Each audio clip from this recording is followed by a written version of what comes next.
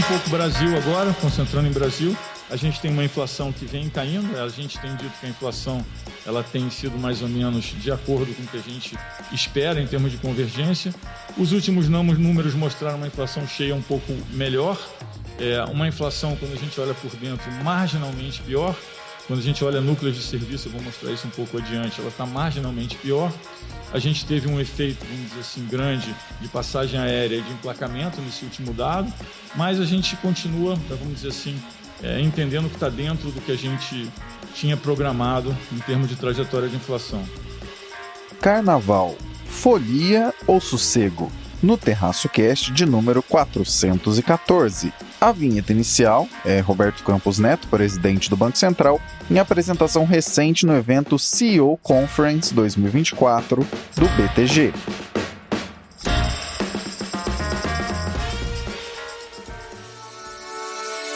A gente acha que o Fed reduz essa taxa de juros para a taxa real ali ficar praticamente estável e isso traz condições para emergentes mais favoráveis. Qual que é o risco disso tudo? Essa economia não desacelerar, né? Que eu brinco que os bad news is good news. A gente precisa desses Estados Unidos brecando. China is going to be at the forefront of AI. I think that's a given. And so the question is, how do we work over time, both for other countries to make sure you're making progress in AI, and over time, how do we develop the frameworks where countries can coexist peacefully in a world in which AI will be everywhere. Economia, política, mercados e o que for relevante do Brasil e do mundo. Isso é Terraço Cast. Fala pessoal, tudo bem? Caio Augusto falando da noite de 12 de fevereiro de 2024, segunda-feira de carnaval, em Ourinhos, no interior de São Paulo, trazendo a você mais um episódio do nosso Terraço Cast. Quem me acompanha neste carnavalesco episódio é o trio mais amado do Brasil. Vamos a elas. E aí, Raquel de Sá? Alô, alô, terraceiros e terraceiras! Aqui quem fala é ela, a mulher do tempo sem tempo. E a mulher do tempo sem tempo tá tão sem tempo, gente, que eu vou fazer uma confissão pra vocês aqui. Eu estava tão atrapalhada no tempo, né, que é a real aqui, não é que ela não tem tempo, ela é atrapalhada no tempo, que eu, outro dia, esqueci a minha can no supermercado, gente. Foi horrível, eu sou uma mãe de pet horrível, é isso, gente. Mandem um salve aqui pro Caio Augusto, aqui nos comentários aqui, enfim, podem me xingar, foi horrível. Eu cheguei, e assim, não vou dizer que eu cheguei até a esquina, não, eu cheguei até a minha casa, eu guardei as compras e aí eu falei, Zoe, e aí notei, onde está Zoe? Zoe estava no supermercado. Em minha defesa, eu levei um total de 1 minuto e meio pra chegar no supermercado, e foi muito, eu nunca fui tão rápido, eu corri tanto, que eu cheguei num tempo recorde aí, Raquel Bolt, para resgatar a cachorra abandonada. E ela estava lá sentadinha, me esperando, achando que eu ainda estava fazendo conta. Então é isso, gente. Mulher do tempo sem tempo segue atrapalhada no tempo, mas tem uma notícia boa. São Pedro tá de boa, São Pedro tá feliz, e São Pedro está mandando sol aqui para a região do litoral paulista para esta mulher do tempo sem tempo passar o carnaval. Esquecer a can no mercado é puxado, mas o lado bom é que você lembrou a tempo de resgatá-la no churrasco, digo, no mercado. Fala, Renata Cocho. Alô, alô, terraceiros! Oi, Caio, oi, Fernanda, oi, Raquel. Aqui é a Renata trazendo, como sempre, o Boletim Internacional. Eu tô gravando esse boletim na sexta-feira, antes do carnaval, mas quando vocês estiverem ouvindo já vai ter passado, então espero que todos tenham aí sobrevivido aos dias de folia. Renata que acertou na mosca. O episódio tá vindo ao ar na quarta de cinzas, quando o carnaval, ao menos em termos teóricos, já acabou. Tudo bem, Fernanda Mello? Oi, Caio. Oi, meus amigos do Terraço Cast. Como vocês estão neste carnaval? É isso aí. Vamos que vamos, pessoal. Estandartes de ouro na avenida. Vamos ao 414. Raquel, em 2024, valeu mais a pena o Carnaval Folia ou o Carnaval Sossego? E é isso mesmo, Caio Augusto, é isso mesmo, minhas companheiras de podcast, Renata e Fê. Tinha esquecido de dar as saudações, mas ficam aqui elas tardiamente. Vamos falar de carnaval, gente. A questão é, e aí, o carnaval tá mais caro, o carnaval tá mais barato, qual é que é? Bom, é óbvio que o carnaval tá mais caro, porque, né, é o primeiro carnaval, por mais que pareça que não, gente, mas é o primeiro carnaval que a gente tá basicamente 100% real oficial, fora da pandemia. O ano passado já tivemos, mas foi um pouco diferente, não é mesmo? A gente ainda tinha ali uma preocupação, a gente tava no começo do ano de 2023, né, ainda tinha aquela pulga atrás da orelha. Agora a gente tá aí todo mundo vacinado, tem alguns casos, é verdade, mas todo mundo vacinado, muito menos grave, etc. Então é realmente esse primeiro carnaval real oficial, que todo mundo pôde comprar coisa antes e tal, do pós-pandemia. E é óbvio que a gente tem, né, o aumento, a inflação, né, o aumento dos preços ao longo do tempo, que é normal, é esperado. Mas quão mais caro está, gente? Eu fiz aqui um levantamento para uma reportagem para Infomoney, que eu achei que ficou muito legal, então eu vou citá-la, tá, de alguns números que eu usei aí. Lembrando, gente, que o IPCA fechado do ano de 2023 foi 4,62, né? Ou seja, a gente teve aí uma inflação no ano de 2023 em 4,62. Foi a primeira vez que ela veio na meta, né? Dentro do intervalo de tolerância, tá? Porque a meta era 3,25 ano passado e tinha um intervalo de tolerância de 1,5 para cima e 1,5 para baixo. Ela veio dentro do intervalo de tolerância, ela não vinha desde 2020, né? Então foi legal aí, um feito, um marco. Não, foi importante, assim, um processo de desinflação, né? Que a gente vem falando bastante aqui nos últimos episódios do Terraço Cast, né, quando a gente fala de cupom, etc. Então, um processo de desinflação importante que veio tanto como resultado, né, de movimentos globais, de normalização das cadeias de valor, etc., quanto, obviamente, pelo trabalho aqui doméstico do Banco Central na política monetária de subir os juros e desaquecer a economia. Mas, então, 4,62. Só que quando a gente olha para alguns itens, a gente vê que alguns itens específicos, eles subiram muito mais que isso, assim como alguns subiram menos que isso, ou até caíram no ano passado. Então, a minha constatação é que, assim, o melhor em termos de variação de preços para o seu bolso é fazer este carnaval fazendo um churrasquinho de picanha, né, seguido de um bloquinho que você vá ou a pé ou por transporte por aplicativo, não pegue avião e de preferência fique na sua casa, tá? A cerveja, né, a bebida alcoólica, melhor cerveja, tá, que subiu menos do que outras bebidas, em casa ou fora de casa, tanto faz, porque o aumento de preços foi aí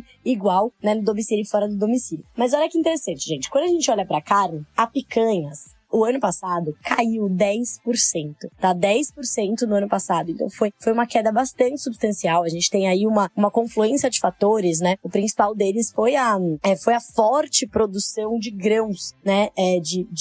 Na verdade, ali a gente tem da ração animal, né? Da soja, do milho, que é tudo usado pra ração, pra produção de proteínas. E a gente também teve o ciclo do abate, né? Do boi ali, que também acabou influenciando bastante as duas coisas ao mesmo tempo. E a gente teve aí uma queda bem substancial do preço de carnes no geral, né? E aí a picanha caiu 10,6%, né? Já os peixes, os pescados, alta de 3,45%. Então nada de ser light, vamos comer uma carninha aí, uma picanha. O que mais? Como eu falei da cerveja, né? A cerveja subiu 5,3%, um pouquinho a mais do que o índice, né, do IPCA no geral. Já outras bebidas alcoólicas já subiram mais, 11,4%. Por quê? Essas bebidas, elas costumam ter, né, principalmente as importadas, uma influência do câmbio. E o ano passado, a gente teve um câmbio que desvalorizou, né, parte por parte do ano. Então, realmente teve um impacto aí relevante para algumas dessas bebidas. E aí, quando a gente olha por que ficar em casa é mais barato, o principal motivo é que as passagens aéreas, gente,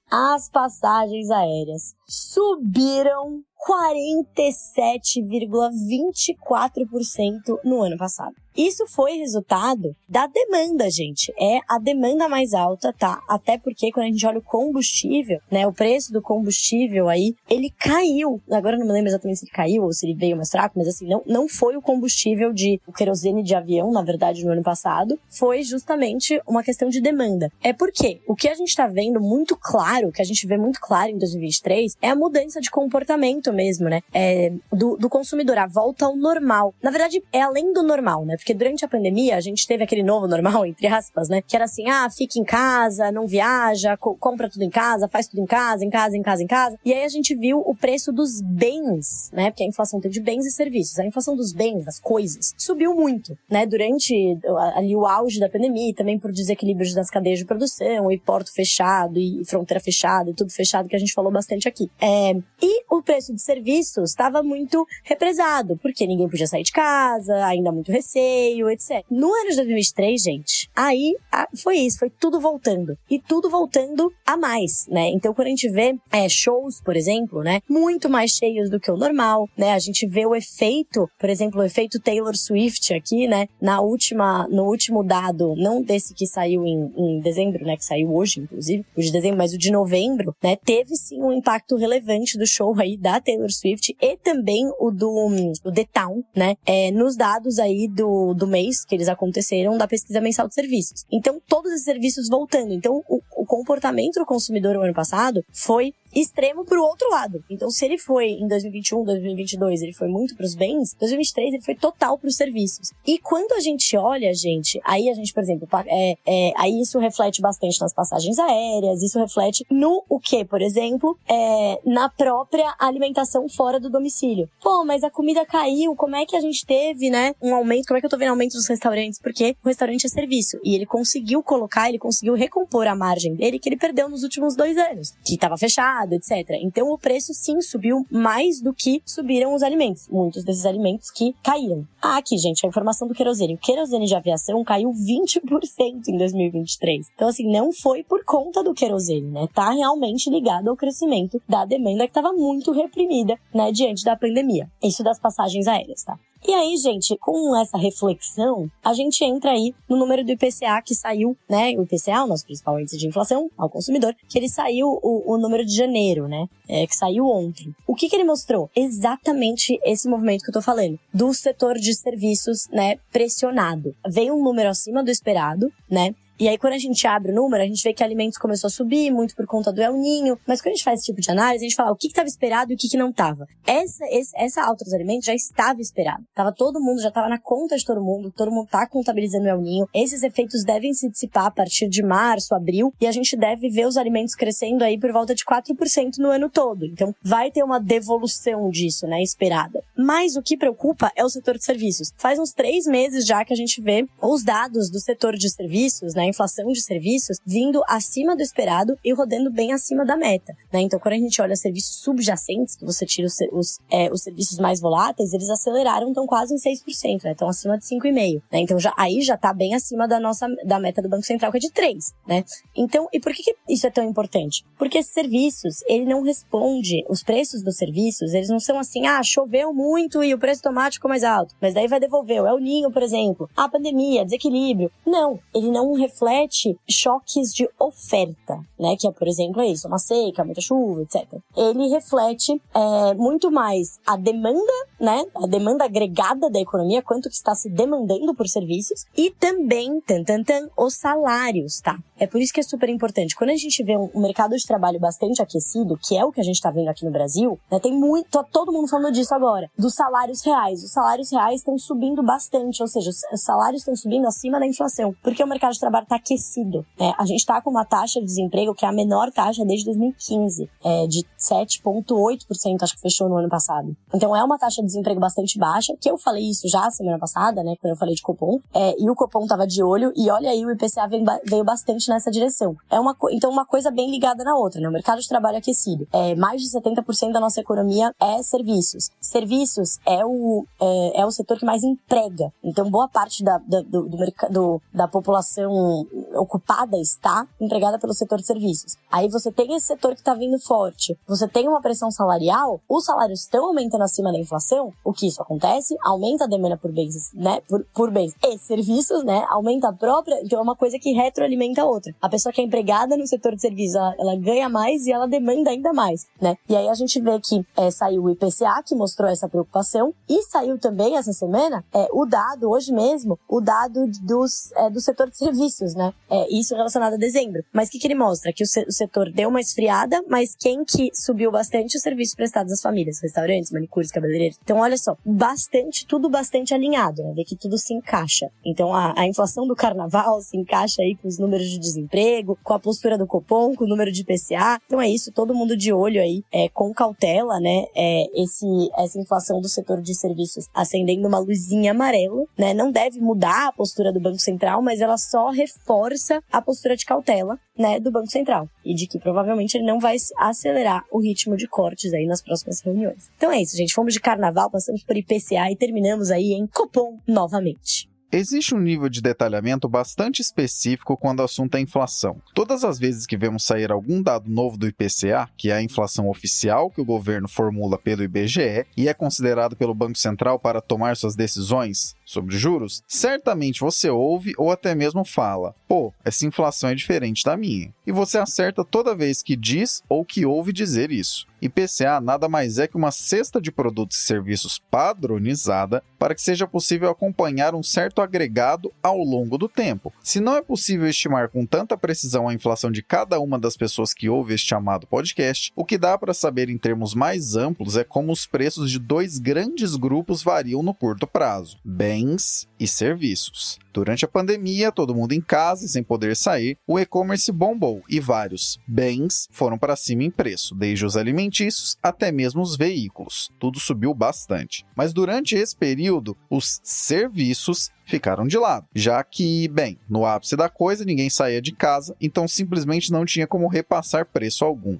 De 2023 para cá, o que vimos foi uma certa inversão. Os bens começaram a dissipar os enormes aumentos e o que começou a subir mais forte foram os serviços. Parece que esse assunto só veio parar aqui porque estamos gravando em pleno carnaval, mas aqui deixaremos uma semente de pensamento para você. Em 2024, vemos um ciclo de cortes de juros aqui no Brasil seguir adiante e o anúncio de futuros cortes para os juros em bancos centrais de países desenvolvidos como os Estados Unidos ou grupos econômicos relevantes como a União Europeia. Levando em conta que algumas tensões internacionais em elevação têm puxado preços de bens para cima, nem que seja pelo efeito da logística mais cara, como já falamos neste ano aqui no Terraço Cash, e que, tal qual você muito provavelmente viu nesse carnaval, os serviços também estão subindo, fica aí a pergunta: será que a luta dos juros com as economias no mundo inteiro ainda irá mais longe e, na prática, tal batalha inglória e salgada esteja um pouco mais longe de acabar do que imaginávamos inicialmente? Juros seguirão caindo aqui no Brasil, devem começar a cair nos Estados Unidos a partir do meio do ano e na Europa mais para o final do ano. Em todo caso, já diria Celso Roth, neste momento é necessário executar movimentos com cautela.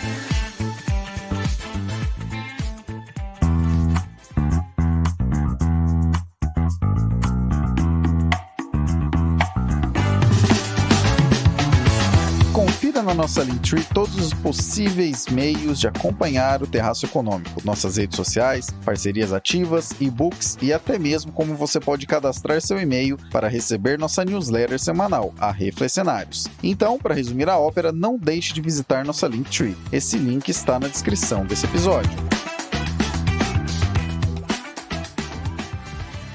Renata, traga para nós o Boletim Internacional. Graças ao Ozempic, a maior empresa da Europa é hoje uma farmacêutica. Por quais motivos acontece esse movimento? E tudo isso se justifica? Então vamos lá, o Ozempic, né, que também na verdade tem um outro nome, o Ozempic é utilizado para diabetes e tem o Wegovy que é utilizado para obesidade, né, são dois medicamentos que eles atuam aí numa enzima que chama GLP-1. E o que essa enzima faz? É uma enzima que ela é liberada no nosso intestino, então toda vez que a gente come, essa enzima é liberada no nosso intestino e ela tem como função, ela atua no pâncreas, né, aumentando a produção de insulina, então isso faz com que diminua como um todo a glicose no sangue, né? Aumenta a captação de glicose pelas células e diminui a glicose no sangue. E também ela retarda o esvaziamento gástrico, ou seja, quando essa enzima é liberada, a pessoa fica com a saciedade, né? Aquela sensação de saciedade de que acabou de comer por mais tempo. Então isso acaba diminuindo o apetite porque a pessoa fica com aquela sensação de que acabou de comer por mais tempo. Esse medicamento, né? Ele foi descoberto por essa empresa que chama Novo Nordisk, que é uma empresa dinamarquesa, uma empresa antiga, uma empresa que já tem mais de 100 anos e que vinha sendo muito bem sucedida aí nesse nicho, né, de medicamentos contra a diabetes. A diabetes, como vocês sabem, né, é uma doença crônica, muito prevalente, né, bastante comum e que tem, né, diminui aí a qualidade de vida, a expectativa de vida, uma doença crônica bem difícil até de tratar, então estão sempre buscando novos medicamentos contra a diabetes e essa empresa Novo Nordisk descobriu aí a semaglutide como um regulador dessa enzima GLP-1 que nas pessoas que têm diabetes ou nas pessoas que têm tendência à obesidade, ela atua de maneira um pouco disfuncional. Bom, mas o que isso tem a ver com economia, né? Bom, primeiro que assim, O sucesso dessa empresa foi tão estrondoso que, só para vocês terem ideia, com relação ao PIB da Dinamarca, o PIB da Dinamarca, ele cresceu no primeiro semestre do ano passado, né, que são os valores que a gente já tem divulgados, o PIB da Dinamarca cresceu 1,7% no primeiro semestre de 2023. Isso porque quase a totalidade, se a gente vê toda a Europa, né, no ano passado cresceu muito mal, a Alemanha inclusive teve uma recessão técnica, vários países da Europa cresceram muito abaixo, né, e a Dinamarca cresceu 1,7%. Não fosse essa empresa, a Novo Nordisk, a Dinamarca teria crescido só 0,3%. Então você imagina o impacto que teve no PIB da Dinamarca. Só para vocês terem uma outra, né, dimensão, o valor de mercado dessa empresa hoje está acima do valor de mercado, quer dizer, do PIB total da Dinamarca, né? O valor de mercado da Novo Nordisk está 418 bilhões de dólares, enquanto o PIB da Dinamarca é 405 bilhões de dólares. Então, assim, realmente um impacto econômico enorme que vai muito além, né, da própria empresa e da Dinamarca. Alguns exemplos que a gente pode dar para vocês, por exemplo, no mercado de supermercados, né? Walmart, por exemplo, nos Estados Unidos, já tem reparado uma diminuição do consumo de alimentos, uma diminuição do consumo de álcool também. Esse remédio, ele também controla outras compulsões, né? Não só compulsão alimentar, mas também compulsão por bebidas alcoólicas. Está sendo até estudado se pode ser utilizado para diminuir outros tipos de vícios, né? Como, por exemplo, o vício em nicotina, não só o vício em álcool, mas em outras drogas. Então, o Walmart está percebendo uma diminuição do consumo de alimentos, um aumento de consumo de produtos relacionados ao bem-estar e ao fitness, né? Então, aumento de pessoas porque quando você tem essa diminuição de peso, as pessoas se animam, vão mais para academia, inclusive porque o Ozempic, ele proporciona uma queda rápida de peso, então as pessoas acabam tendo perda de massa magra também, então as pessoas reparam isso e querem voltar para academia para poder recuperar essa massa magra. O que a gente também já está vendo no mercado de trabalho, um pouco de aumento de produtividade, isso tende a aumentar, né? Principalmente nos Estados Unidos, mas em outros países também. A obesidade é uma das principais doenças crônicas, né? Acaba a diabetes, inclusive, também diminuindo o número de dias produtivos, e com uma medicação desse tipo tão eficiente que acaba atuando na perda de peso e na diabetes, a gente tende a ver um aumento de produtividade dos trabalhadores e uma diminuição de dias perdidos por causa de doença. Esse remédio, né, ele proporciona uma perda média de 15% de peso em um ano. Outra empresa, né, outra indústria que também está vendo diminuição das vendas é a indústria de fast food. Então, como eu falei, né, as pessoas consumindo menos alimentos, principalmente os alimentos mais calóricos, menos saudáveis, as pessoas procurando alimentação mais saudável. Isso também tem tido um impacto econômico nas empresas de fast food. Um impacto que eu vi que eu achei bem interessante, né, que a gente nem imagina, são nas companhias aéreas. Então, a United Airlines, por exemplo, ela estima que ela pode economizar cerca de 27 milhões de galões de combustível, ou seja, cerca de 80 milhões de dólares por ano, se a perda de peso dos passageiros for cerca de 5 quilos em média. Então, se os passageiros da United Airlines perderem em média 5 quilos, ela estima economizar 80 milhões de dólares por ano em combustível. Como eu falei, né, empresas, né, de álcool também, né, tipo, pessoas que consomem muita bebida, isso também está aumentando. A grande questão desse medicamento é o preço, né? Aqui nos Estados Unidos, as pessoas gastam cerca de $1.000 por mês para utilizar esse medicamento. No Brasil, ele é mais barato, né, em dólar, mas ainda assim é um medicamento pouco acessível, é um medicamento muito caro. Já estão sendo feitos estudos de que, como vocês devem saber, né, esse é um medicamento injetável. O caso do Ozempic, ele é injetado uma vez por semana. Tem estudos para tanto aumentar esse prazo, né, ser injetado só uma vez por mês, quanto também estudos para esse medicamento ser oral.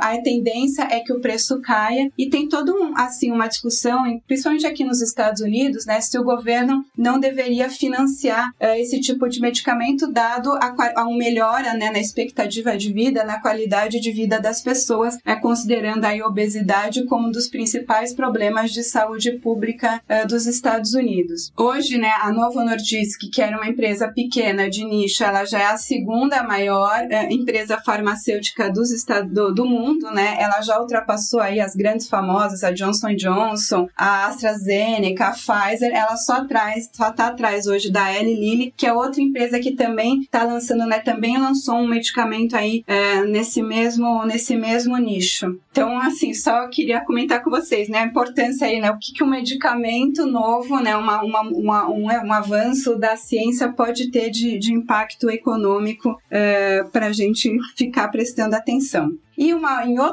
mudando bastante de assunto, mas ainda continuando na saúde, né, a gente também teve um anúncio importantíssimo, né, de aprovação da vacina contra a malária, né, ao contrário do Ozempic, que está sendo utilizado aí mais nos países mais ricos, onde a obesidade é um grande problema. A malária, ela pega, né, 95% das mortes de malária estão na África.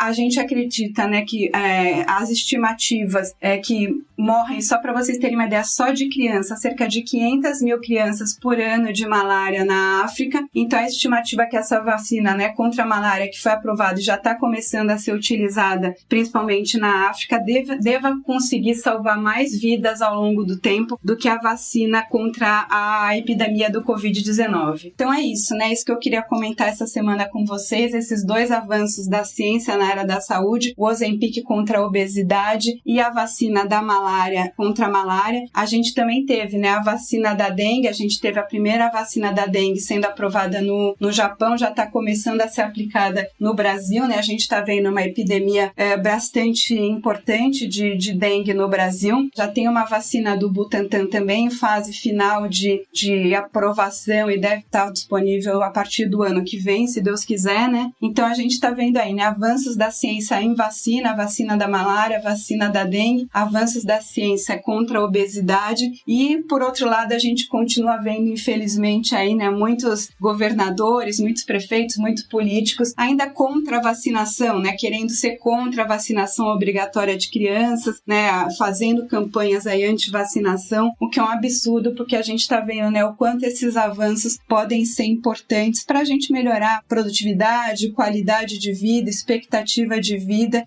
para a humanidade aí como um todo. Em termos de aspectos médicos, não esperem de um economista como este que aqui agora fala tenha informações relevantes para dar. Ainda bem que temos a Renata para nos salvar nessa seara. Em todo caso, os efeitos econômicos são amplos. Em se tratando de uma medicação que na prática reduz a vontade do cérebro de te mandar comer, desde o setor de supermercados e alimentos até mesmo de empresas aéreas, que transportando pessoas de peso inferior vão conseguir economizar alguns milhões de dólares todos os anos em combustível, veja só, isso sem falar inclusive em produtividade potencialmente aumentada, a gente vê aí que é algo que começa na área médica, mas desemboca claramente aí na área econômica. Sim, podem surgir concorrentes, de fato até já existem, principalmente aí quando a patente desse medicamento cair, que ela não é eterna, né? Até o Mickey lá original caiu, não dá para imaginar que essa patente seria eterna. Mas até o presente momento, a Novo Nordisk, que é essa empresa do Ozempic, está colhendo um vigoroso resultado. E, convenhamos, as mudanças que esse medicamento gera são muito mais amplas do que a perda de peso de quem o utiliza. No Brasil, embora ainda de maneira bastante sutil, existe a ideia de que o SUS possa algum dia distribuir medicamentos como esse, buscando reduzir, por exemplo, os custos operatórios com cirurgias bariátricas. Já pensou o tamanho do avanço que isso pode trazer? Sobre a vacina da malária, outra excelente notícia. Quem sabe, uma chaga que infelizmente ainda vitima milhares de pessoas todos os anos possa chegar ao fim, ou pelo menos diminuir consideravelmente. A da dengue, idem. Quem sabe algo que a gente infelizmente se acostuma a ouvir e que em anos como 2024 mostra dados alarmantes e epidêmicos, possa também diminuir sensivelmente. Em todo caso, lembrando sempre, quando o assunto é medicamento, procure sempre orientação médica. Não me vá tomar remédio de orelhada ou porque ouviu alguém falar, hein? E, sobre vacinas, lembre-se, até chegarem ao estágio de serem distribuídas, muitos testes de segurança foram feitos. Então, se chegar para você, não marca a toca, toma logo e reduz o risco de se infectar com doenças que tanto causam problemas e ainda, né, aqui no Brasil,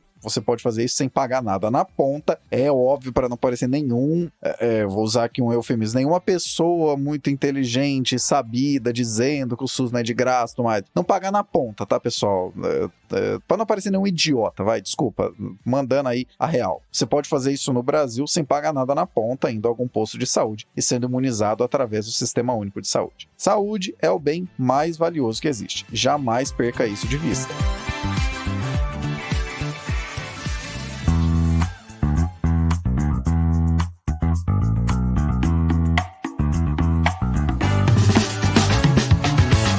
Gosta de como os conteúdos do Terraço Econômico traduzem e desmistificam as coisas? Saiba que não fazemos isso apenas com análise de cenários, mas também para parceiros comerciais.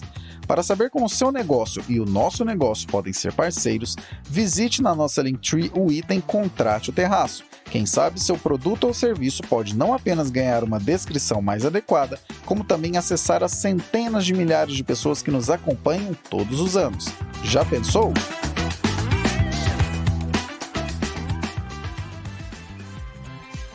Fernanda, as tais Magnificent Seven têm puxado o S&P 500 para cima, mas nem dentro desse pequeno grupo existe consistência. Por quais motivos as Mag 7 não são um monolito? Vocês conhecem a história da bolha do Nifty 50? Que foi no início da década de 1970, foi um grupo de ações de alta qualidade, como a Coca-Cola, a P&G, a Johnson & Johnson, o Walt Disney, a American Express, a Pfizer, que geraram retornos arrasadores. Na época, essas ações eram chamadas de Nifty 50. E no seu pico de crescimento, que foi no final de 1972, essas ações estavam sendo negociadas a uma razão de preço por lucro de 42 vezes, enquanto o S&P 500 global era negociado a uma média de 19 vezes preço pelo lucro. Isso é um múltiplo de mercado, para a gente entender a relação entre o preço que a ação está sendo negociada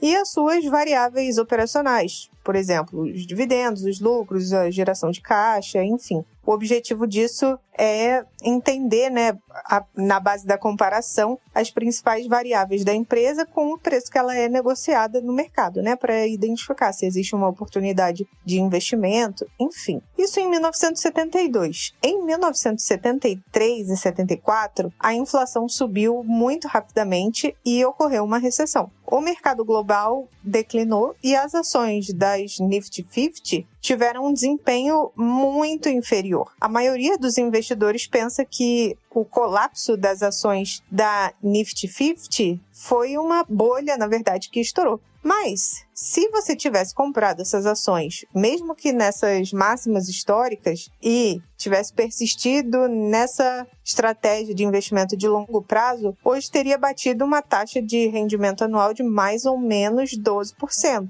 Outra bolha que é interessante a gente entender para traçar um comparativo é a bolha das .com, que foi na década de 1990, que, se você não se lembra ou era criança, o mercado registrou um boom de IPOs de empresas de internet que estavam começando. Nem todas elas foram para frente, então muita gente saiu no prejuízo por conta disso. Mas foi uma época bastante lembrada por conta do crescimento da tecnologia. Foi uma época também que os home brokers ficaram muito populares, por oferecer um investimento de mais baixo custo para o investidor. E aí muitos analistas comparam, a época atual, em que as ações de tecnologia estão impulsionando o mercado, puxando o mercado para cima, com essa época da década de 1990. Porém, acredito que faça mais sentido a gente fazer um comparativo com a época das Nifty 50, que foi um crescimento muito robusto, puxado por empresas que até hoje são resilientes, E se a gente for colocar em comparação, acredito que faz mais sentido a gente pensar numa época mais distante, como a Nifty 50, que foi ali no final dos anos 60 e início dos 70. O atual mercado de ações americano, não é novidade para ninguém, é muito puxado pelas empresas de tecnologia. Essas empresas que eu comento frequentemente com vocês aqui no Terraço Cast, que tem vários apelidos quando a gente vai falar do grupo das principais, das líderes. O apelido mais recente são as Magnificent Seven. E, se a gente for parar para pensar, a tecnologia lidera o mercado de ações e me parece que se a tecnologia não tivesse papel de liderança, o mercado não sobe. No ano passado, a gente teve um recorde mais estreito, só 26% das ações do S&P superou o S&P. Então, apesar de ser um nível baixo, comparado com o que a gente já viu, é o mesmo nível do início dos anos 70, final dos anos 90. Então, a conclusão que a gente pode tirar é que o mercado eventualmente se amplia. O mercado americano fez uma nova alta em janeiro. Janeiro é um mês de alta historicamente. Então, essas empresas são, o que a gente pode dizer é que elas são construtoras de impulso. Elas impulsionam a ampliação do mercado. Para um investidor que eventualmente possa achar que perdeu o rally do ano passado, é como se a gente tivesse uma espécie de segunda chance ainda para participar. De tempos em tempos, algum grupo de empresas puxa o crescimento de grandes índices. Se por um lado isso pode se dar por algum fator hype, né, uma alta que acontece porque está tudo subindo e tudo mais, como por exemplo na bolha da internet na virada do milênio, em outras vezes, como parece ser o caso agora, pode se dar por avanço em margens operacionais e receitas líquidas de modo relevante. O grupo que traz essa puxada para cima ultimamente é formado por 7 empresas ligadas à tecnologia, e uma delas, a Tesla, tem apresentado uma queda relevante, enquanto as outras só têm trazido alegria aos acionistas. Mas a grande verdade é que se você tiver foco de longo prazo quando o assunto são os investimentos, uma dica boa é ficar de olho mais nos mercados completos do que em grupos específicos que estão dentro deles. Isso porque no final do dia, grandes empresas podem explodir em crescimento ou implodir em perdas, mas o mercado estará lá no futuro, com as empresas atuais ou com empresas totalmente diferentes. E em segundo lugar, porque se você comprar o índice, se você comprar o agregado de empresas, ao longo do tempo você acaba tendo um custo consideravelmente inferior do que se você ficar comprando e vendendo ou tentando descobrir qual é a grande empresa da época. Um livro que discute essa tese de comprar o palheiro e não ficar procurando agulha é o de nome Investidor de Bom Senso, do nobre John Bogle, né? Enfim, sei lá,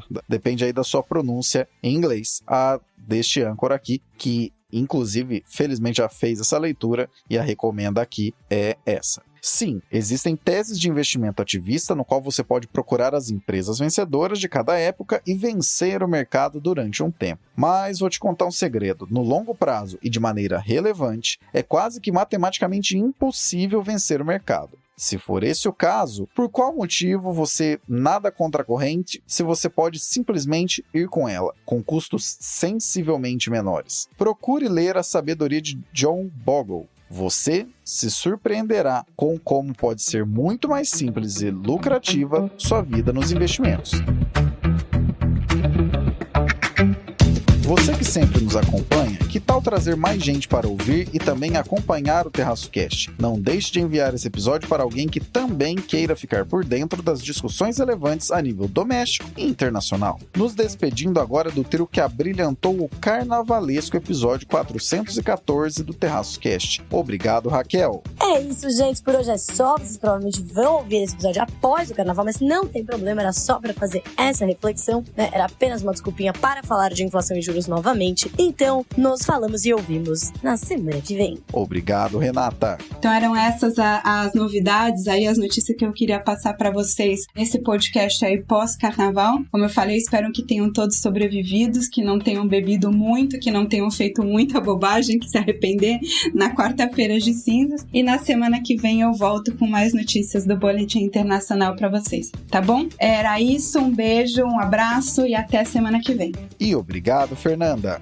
Caio, mais uma vez, obrigada pelo convite de fazer parte desse incrível podcast. A gente se vê na semana que vem. Ao pessoal que quiser acompanhar aqui o meu trabalho, minha vivência, estou lá pelo TikTok, @sigafifa. Grande abraço! Abraços pelas ondas sonoras. Continuamos a prosa no próximo episódio.